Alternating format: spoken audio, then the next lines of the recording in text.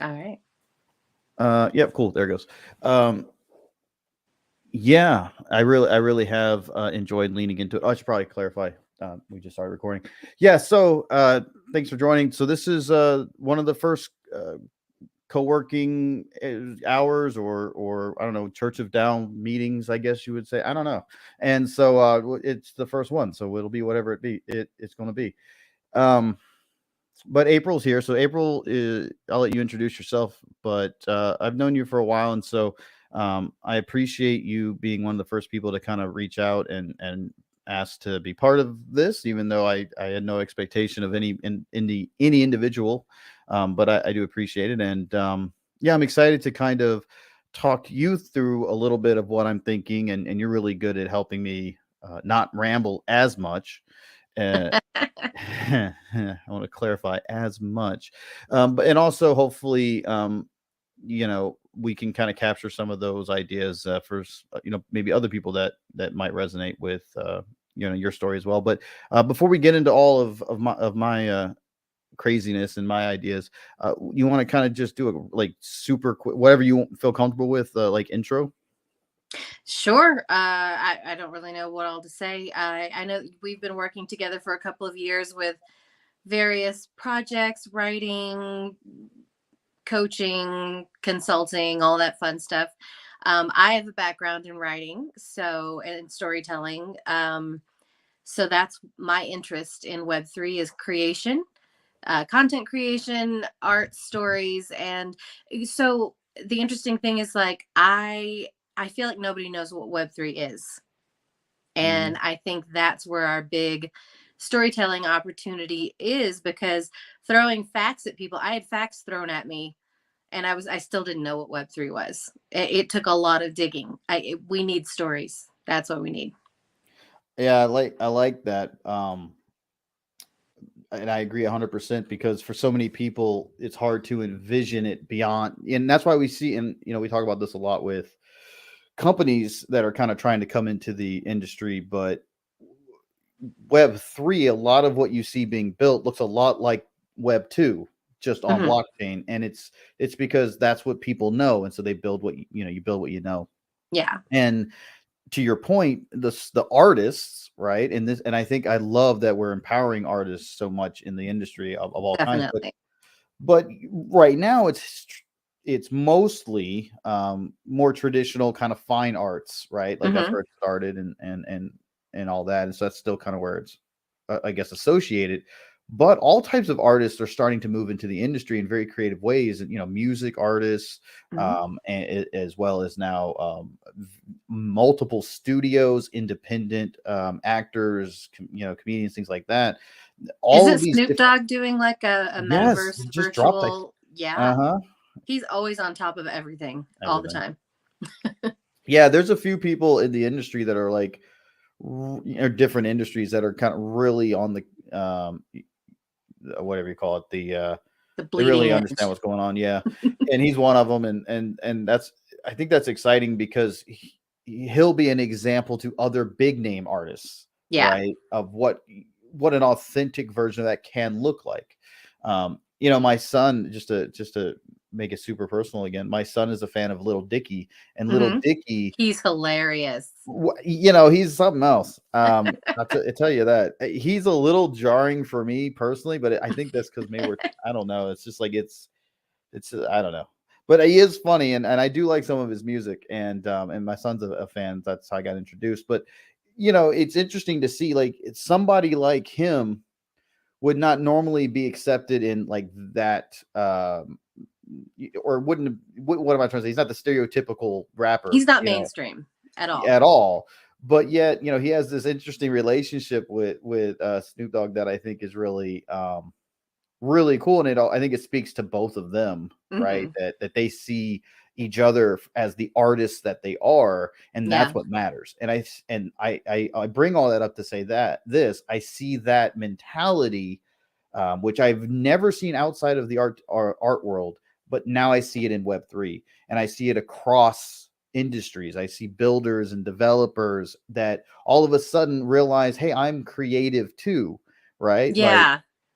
it's like a renaissance, like a personal renaissance, that once you get involved in the industry, it kind of awakens. And you know, you and I have seen that a lot with working with writers, but to see it here, it is very interesting because it can go in so many different places, right? Like we see people diving in and creating projects. You know, yeah, some of it's more traditional art, but some of it is has, you know, you wouldn't even call it art. And people are going and building entire, um, I guess we call them projects, but they're, you know, um, they're spanning social, economic kind of layers that they wouldn't normally touch, and they're doing it in a way that lets everybody kind of contribute to this collective piece of art, right? Through, I guess the example I'm thinking of is like through collective storytelling or collective music, Hmm. collaborative music making, things like that. There's several different projects around those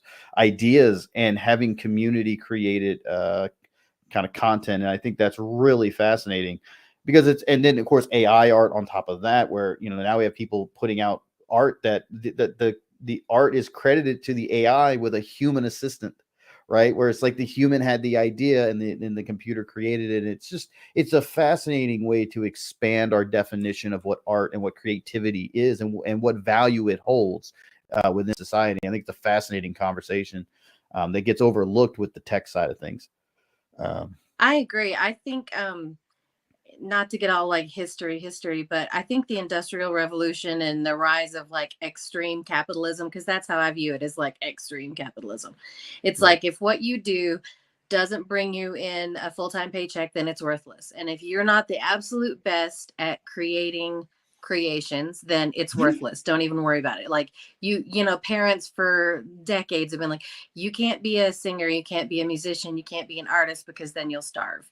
Right. And before the Industrial Revolution, we had patrons, and they gave artists money to create art. And there was this huge explosion of creativity. And I think that we've come back to that in this really like almost overnight.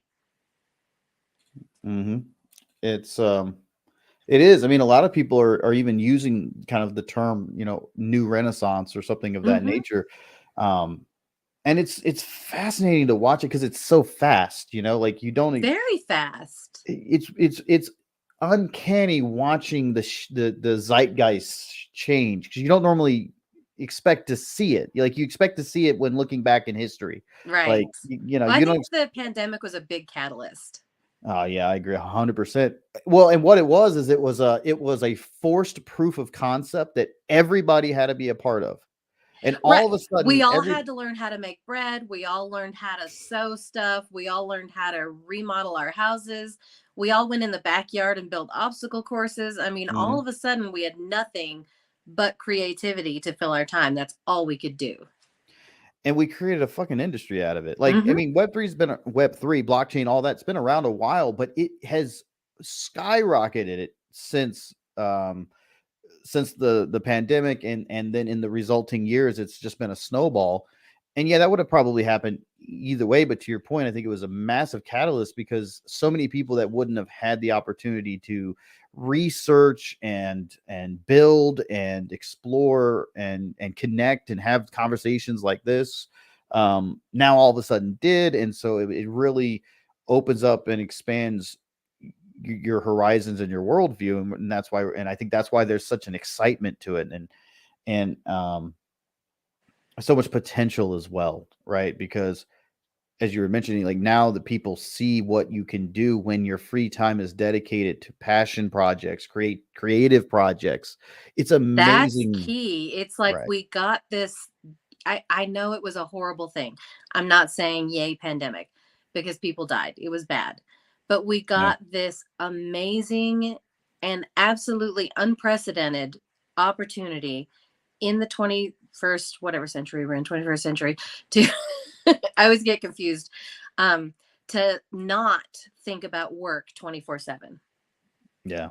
How many years has it been since society has been able to do that? Right. And what's crazy is the few people that managed to do that were usually one of two things usually happen. They were either ostracized as crazy person or, whatever, like bum, whatever. Right. You have no ambition. You don't want to be Mm, anything. exactly. Oh God. Or you just happen to fall, get basically what ended up normally happening is you were good enough or novel enough that somebody with some type of ambition would take you and use you as a puppet for their own Right. But you goals, and you had to got to make be money in the way. exceptional. But you had to Yeah. be exceptional or in some way. Yeah. Exactly, which is why it wasn't a realistic career path. And even the people that made it, many of them, and we know this because we talked to some of them, a lot of them really hate it once they make it to the top because Yep. it's not because they're living a lie. And most of their effort is going to profit other people that don't care about the fans. And now Right. they don't have control over their creation. There's nothing worse for an artist than to not have control over your creation. And having a conversation with Jesse at is a Medium and Dow, and they have an interesting marketplace. But he was telling me a fact that was fascinating. Um, they did a study for like creatives that work at brands and things like Hmm. that, even big like innovative brands, Apple or whatnot. And Yeah. I don't remember the exact statistic, but it was something ridiculously low. Like when asked what percentage of my creative potential my employer actually utilizes, it was like 20% or something like that. It was That's maddeningly awful. low. And you go, well, why is that? So because one, if you look at the structure of most creative jobs that actually pay anything, I'm not talking about Right. freelancers or any of that shit. I'm talking about like a job with a Right. An salary and actual job. benefits and all the traditional trappings.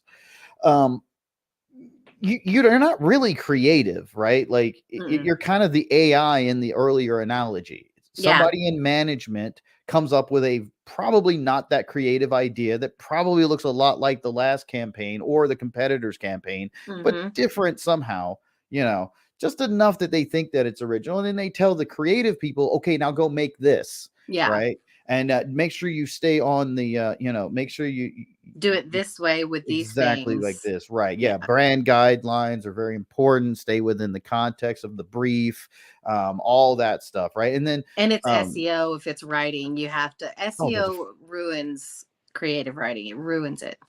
oh my god, yeah, like it's crazy too because you see people, and then they wonder why it doesn't work, right? Right. Like because it sounds like a machine wrote it, but not like in the cool way, like in the Right. shit way, you know. Exactly. But at any rate, um, yeah, so it's like, I don't even know what we were talking about. That's what happens. I get lost. What were we talking about? Creativity. Creativity, exactly. Yeah. So, oh yeah, because they only get the 20% access.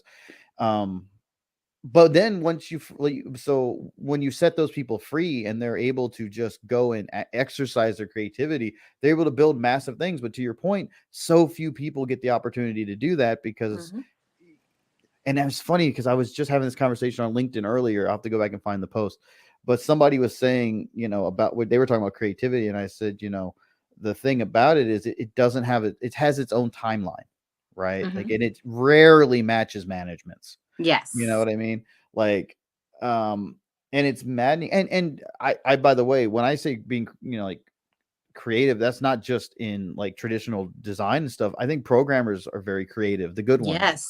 You have um to be innovative, and also because they're and I like the old adage of, like, I think it was Bill Gates or whoever who said, if you want something done right or something, like, give it to a smart lazy person, because they'll figure out a really efficient, quick, easy way to do it. And I'm Yes. like, those are the best coders. They're like, why Yes. write 52 pages if I can write 3, But those are the or people who get they are punished for that. absolutely.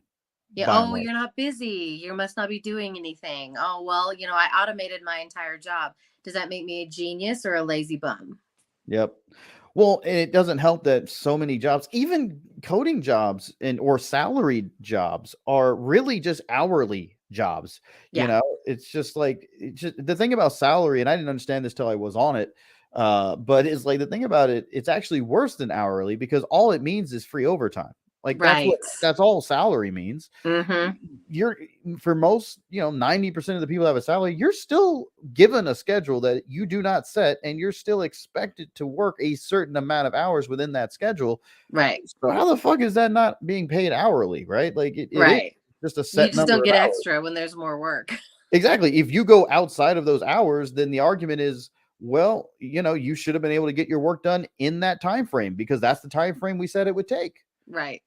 And it's like, well, who the fuck are you it's just so ass backwards of a It way is. of approaching any type of work.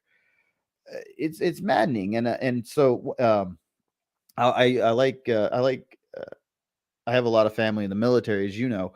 Mhm. And I like the special forces, the way they approach it. And because they it's not like this in most of the military, from what I understand, but at least in certain verticals within the special operations communities, it's a bottom up approach to planning, right? Like the high level management, as it were, they have an objective and they Mhm. provide that, and they go, okay, this is what we need to accomplish. And these are the broad boundaries. You cannot do this, you cannot do that. Right. But everything else on the inside is left up to the people that are actually going to have to execute the plan. And That's how is novel. it's novel, but you know what? It's goddamn effective. Yeah, it And makes sense. yeah, and it's like you can do that when you have a small trusted team of people that work really well together, and True. have a and you just give them a goal and you Mhm. say go get that goal, right? And go knock it out, and they'll go do it. And some companies, I think, attempt to replicate that. How the fuck are we get talking about companies? Doesn't matter. Oh, creativity. But at any rate, I can segue this back. Watch. Here we go. Yes. So, anyways, a lot of companies do try to do that with like smaller pods or squad type teams and things like that, and Mhm. that can be effective for smaller scale stuff. But it's rare to see a large company that doesn't fall to some type of hierarchy, right? And I think Yeah. this is where um, DAOs can be particularly interesting. But one of the things, and this is segueing back into what we're supposed to talk about, which is, I guess, the Church of DAO. But um, the thing that a lot of the issues comes with scale, right? Yeah. Like people are starting these, not that there aren't examples with that work, but a lot of people try to jump head on first and go, okay, we're gonna have a 10,000 person DAO, Yeah. and yeah, and everybody's just gonna self motivate and self regulate, and it's gonna be great. And it's like you're kind of insane if you think that, okay, I'm just gonna set up a Discord and call it a DAO, and then all of a sudden everybody's just gonna jump in and start working. Like Like, there have has they to be. met people? I don't think they have. Um, but what's interesting, and this is where can I talk about this a lot? Where the DAOs is what kind of DAOs the idea of a DAO is what really made me kind of do a deep dive and then eventually decide to really dedicate my time to Web3 in general, was because I saw a lot of overlaps and I didn't understand at first what I was looking at, but I was like, okay, there's a potential here for organizing people. And it wasn't until, I don't know if we even talked about it, but it wasn't until several months in, and having had a lot of conversations at that point with founders of various projects, and that either were DAOs or hope to one day be a DAO, something of that nature. Um, and listening to kind of not just what they were doing, but more importantly, why they were doing it. Mhm. And it finally dawned on me that there's a lot of overlap with what I learned as a church planner, right? Yes. And once that happened, it was like, like that moment where you're like, oh shit, like now I see it. And it's like, oh, you guys are all trying to, they don't realize what they're doing, right? Because Mhm. why would you look at Web3 and think religion, right? It doesn't make any sense. Right. Only a crazy person like me would think that shit, right? But when you look at what are we really talking about? We're talking about organizing essentially members, right? Like we're Mhm. talking about community. A church was the community Right. for hundreds of years, And their right? goal was to spread a message. Yeah. I mean, Mhm. one that not everybody knew or Ex understood, especially before mass communications. exactly. In fact, it's so funny you bring that up because I had that conversation, 2 hours ago with somebody I was talking to, and exactly what you said. There's an example of like a missionary, right? To Mhm. take what you're saying and play it out as a story. Like if a missionary goes into a foreign land, particularly a land that has an opposing, or even not opposing, but just agnostic view of their religion, right? Right. At the very least, you're going to have to be an example of what it means to embody that, right? Mhm. And if you come in and you're coming in after some bad actors, right, have come in that have claimed your name, Yeah. your religion's name, and have done really shitty stuff to the people there under the flag of that religion. You're gonna have a hard time convincing people that your goal is different, If they don't because shoot you first. and that's if they don't kill you for showing up unannounced in the first place. Jim Elliott, he got fucking murked. In fact, in college, I played Jim Elliott. We did stage plays, Hmm. and we would go around the country and we would do fucking like live stages. But on the can you imagine? And what? Oh, I can. Yeah. So here I'm. And what's so segue? What's so funny is, you know me, I'm not really the most emotional individual in the world, but I did my best to emote, and plus it got me out of all the church services, and we got paid because they always took an offering and they would divide it up amongst the students Nice. to help cover, like, food and whatever else we were there. And so we always made more than we spent. It was amazing. So it was I great. It did was almost like anything a that got job. me out of the services. Anything. I never, it was I great. Like, volunteered in children's church all the time just for that. yeah, it's so much more fun, and they It had better was. stories. Yeah. Jesus.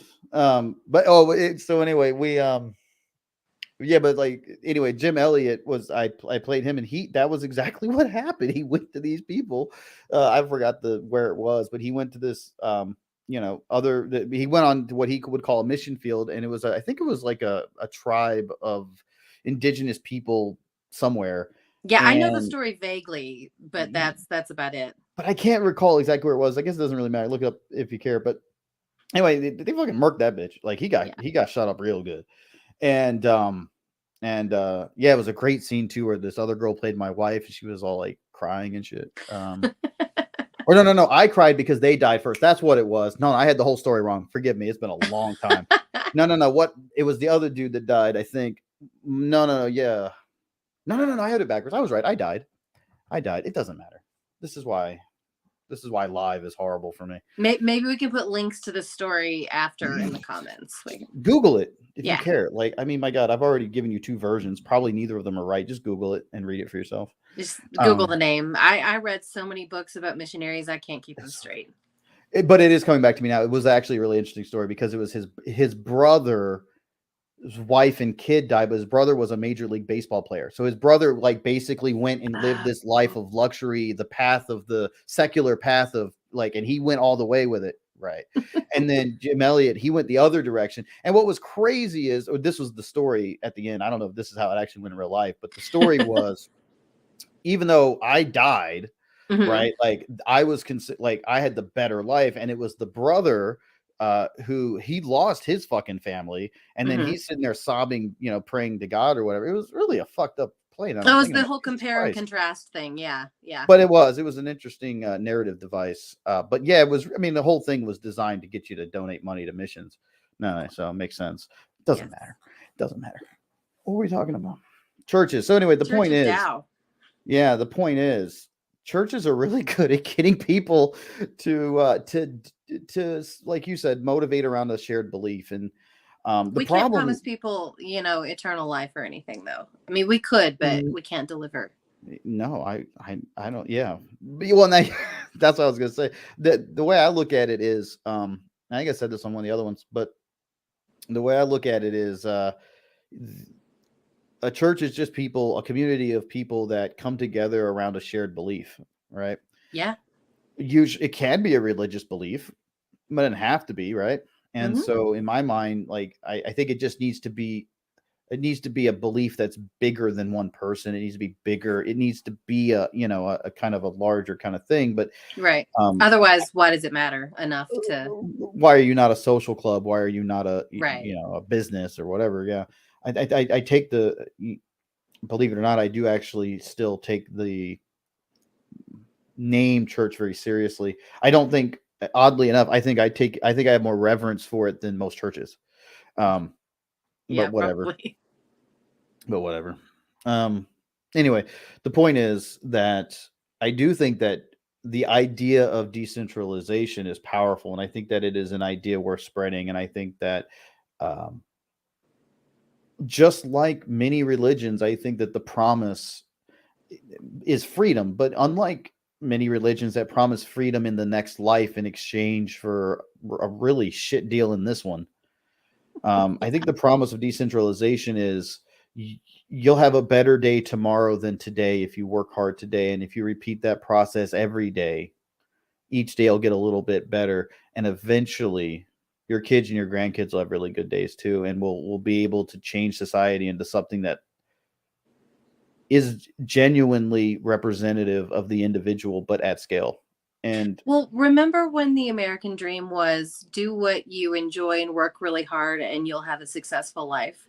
right. And then it died because capitalism got crazy and corporatized and That's what it is. monopolized, et cetera, et cetera. I feel like this is an American dream reset, except it's for the entire world. I agree 100%. And a lot of people, and it's funny because I posted, I don't know, a few days ago, or I guess it was a week ago now, and somebody's like, "Are you a cat or a communist?" I'm like, "No." Although I get it on paper, it makes a lot of sense. Yeah. Um, but I think capitalism has a lot of, to your point, a lot of positives. But once we allowed it to be controlled by corporatism, I'm glad you Yeah. said that, because that, to me, that was where it started. I'm not saying that's the root of all the problems, but that was the catalyst that I think tipped it over the edge to over the last several decades to now. It's like, okay, this was great, but now it's become a problem. Like now Right. it's It's not time. It's inherently bad, it's been corrupted. right, but unfortunately, it's been corrupted to the point now that I don't know if Oh, it's there's no safe coming to be back. safe. Right. Yeah. And I think that's, a lot of people are looking at Web3, and they're looking at the cryptocurrency part of it Hmm. because they're boiling it all back down to the money. The problem is the money, it's the specific currency type, right? Like the Hmm. dollar is losing value, or whatever. This is what I usually see compared to, because it's the reserve currency of the world, which makes sense. But they're going, so crypto is therefore going up in value because this has a fixed number versus this infinite number of constantly diluted fire. But the thing is, you're kind of still missing the point in Right. my mind. It's because you see it in Web3 already. You see it in all these projects already. Yeah, you changed from US dollars to Bitcoin or ETH or whatever. Good for you. You still have whales that have disproportionate access to projects and the ability to move markets with a tweet. Hmm. That's a problem. Yes. That's not decentralization. That's the opposite of that. That's centralization. It's just unofficial. Yeah. It's de facto. And it surprises me more people don't kind of see that. Um, The but exciting my thing about cryptocurrency for me is accessibility for communities that don't have access to yes, financial help e- at all because they're shut out intentionally. exactly, and you do see that in certain parts of the world, like in especially in Africa, Southern Asia, certain Yep. places like that. You're seeing crypto be used as we would all like it to be used, as a tool of enablement for the Hmm. average person, because their local currency that used to have a monopoly on trade is so worthless and diluted, even in its own ecosystem, that by being able to transact internationally and being able to get paid in this global currency, right? It does enable those people in those parts of the world to kind of rise up. But that again, because it is money, and because it's a finite amount, it is still inherently um I say a lot of times money is um it's like gravity. Like, it's got mass, and it's kind Hmm. of like gravity. The more of it you have, the more you attract to you. Hmm. um and That's my problem. I just need a big stack of it.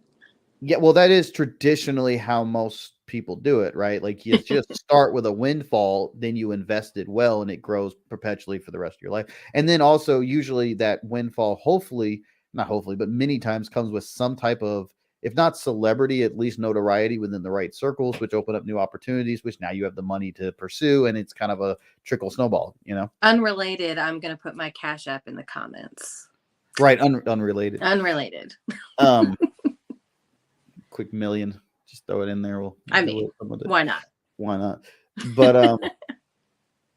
but and I think that, and of course the allure of easy money is what is behind all these, like rug pulls and things like that, where uh and and it's, to me, it's not surprising at all, because like, what did you expect? You've built a Right. system where um where you incentivize that, then that's what's going to happen. But with DAOs, what I see is the opposite, right? I see people that when there's a dip, they buy in more, they become more invested. Mm-hmm. They have no interest in like a traditional ROI. Like, they don't want money back. They want to their energy, effort, and passion to be exponentially increased, so that they can make a larger impact as a group than as an individual, and on something that matters to them.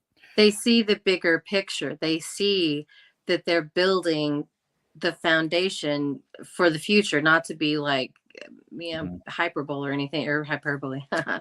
um, whatever that is. But it's for real. It's if you're building this, you're going to be part of history, part of the future, part of something much, much bigger than you are. And it's not about how much money you can make right now. Right. Exactly. And I think so. For me, at least, that's kind of the mindset that I'm approaching the Church of Tao with, because I think that that's a belief that is, like I said, worth sharing, and I think it's also one that is not necessarily immediately understood by most people, not because of their anything on their end. It's just because it's not a message that's being talked about. The only message in Web3 that's being talked about is, you know, windfall profits and Hmm. moonshot This ICOs. is how you can get rich.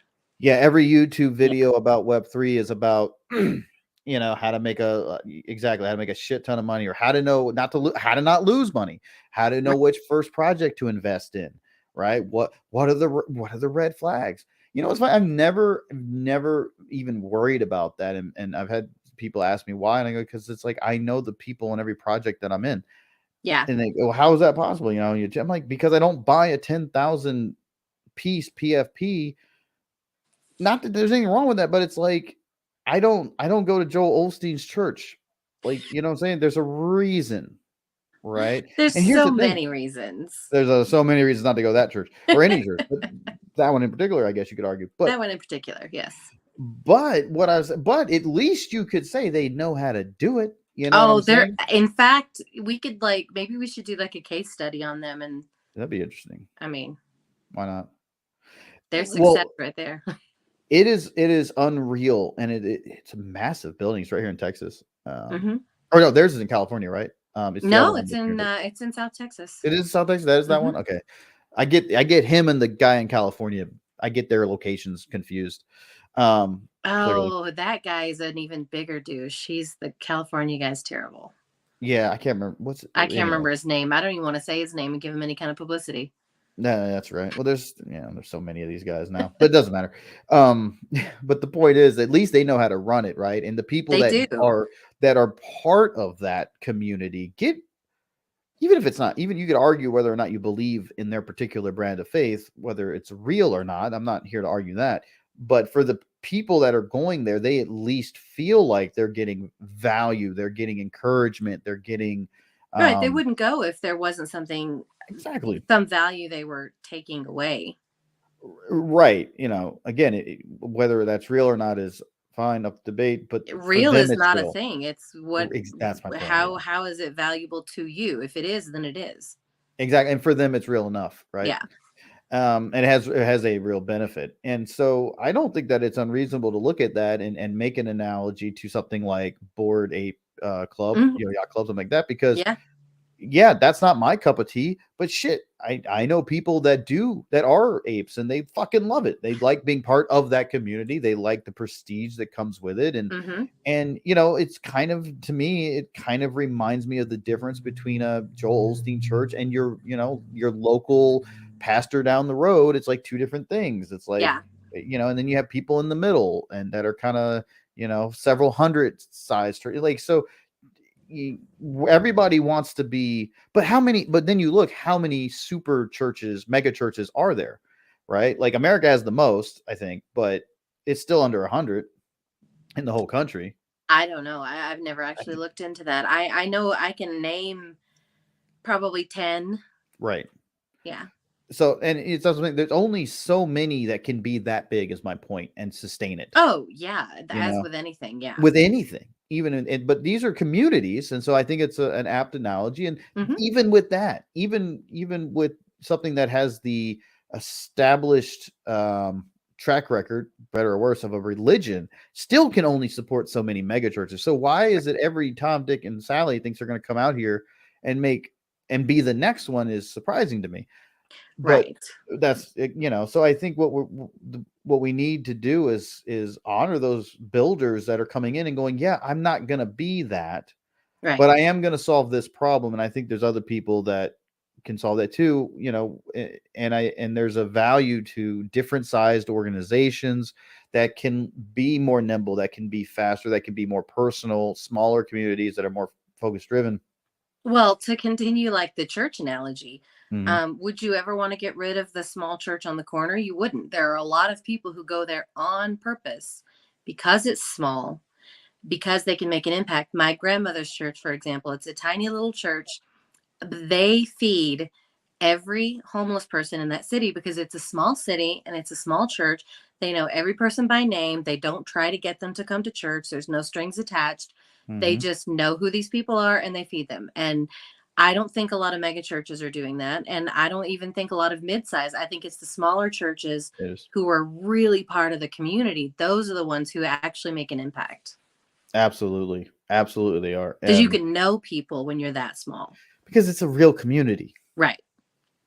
You What know, is the cap? Like 100 and something people that you can actually be connected to? it's something like that. It is. I have to go back and look because I forgot. But I mean, it's the tribe mentality, and there's been Yeah. a bunch of books about Oh, yeah. that topic, right? And so I think it's somewhere between 100 or maybe it's a little over, uh, but yeah, we just biologically, it's hard for us to get beyond that, right? Whatever that Yeah. level is, and so I think the bigger the project, whatever it is, the less you as an individual get out of it, generally Yeah. speaking.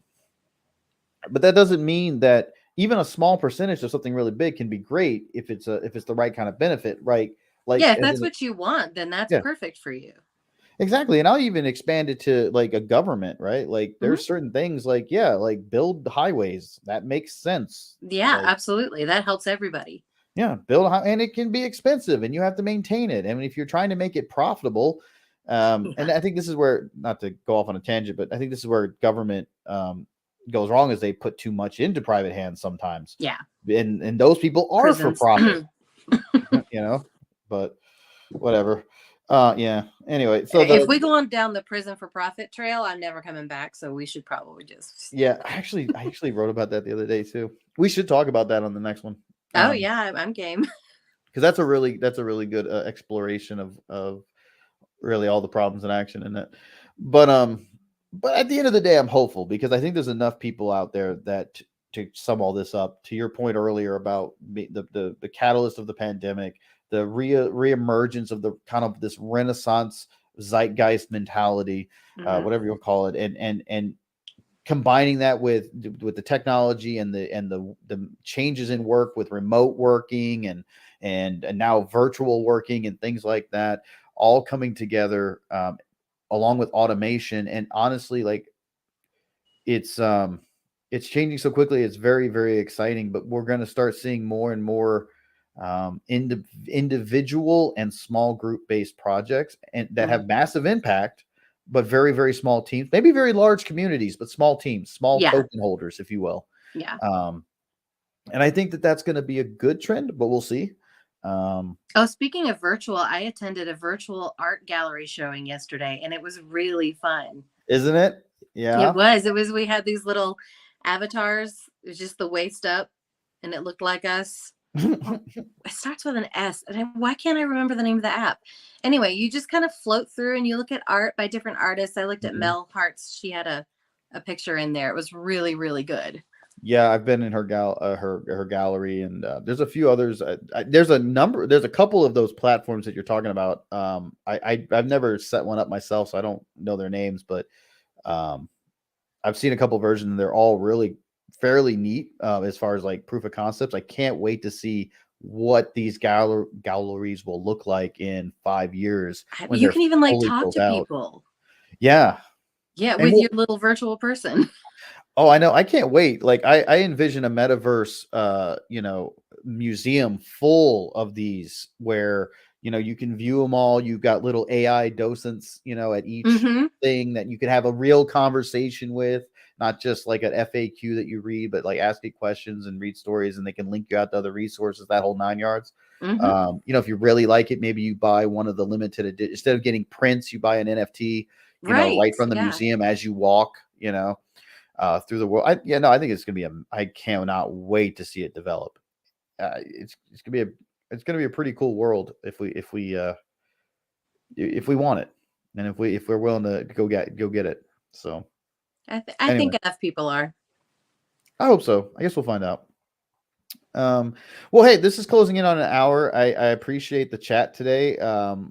I want to keep the recording under an hour so I can get it pushed out. But I hope that we do this again, and maybe anybody that's watching this next, if you want to be part of the conversation, you can join the community, and we'll have you on, and we can all talk about whatever, maybe your project, or if you agree or disagree, or just want to share your Especially if thoughts. you Love to have you. disagree. Especially if you my God, if you disagree, come on. That's Even the if it's just a best. one time, I'll let you in for free. Just Jesus Christ. If you disagree, tell me why. I'd love to have that discussion. Um anyway, until next time, thanks. Bye.